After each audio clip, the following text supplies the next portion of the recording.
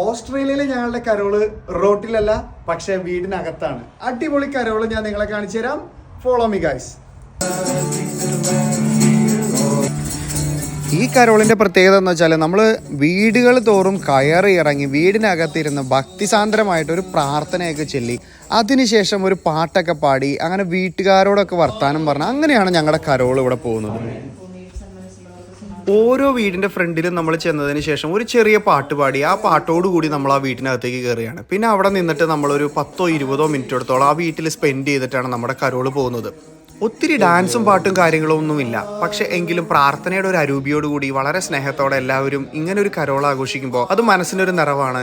ക്രിസ്മസിന്റെ ഒരു മെസ്സേജാണ് നമ്മൾ കൃത്യമായിട്ട് ഈ കരോളിലൂടെ നമ്മൾ എല്ലാവർക്കും ഷെയർ ചെയ്യാനായിട്ട് ശ്രമിക്കുന്നത്. അതോടൊപ്പം ഓരോ വീട്ടിലും എന്തെങ്കിലും കൊച്ചു കൊച്ചു ഭക്ഷണ സാധനങ്ങളും ഷെയർ ചെയ്യാനായിട്ടുണ്ടാവും.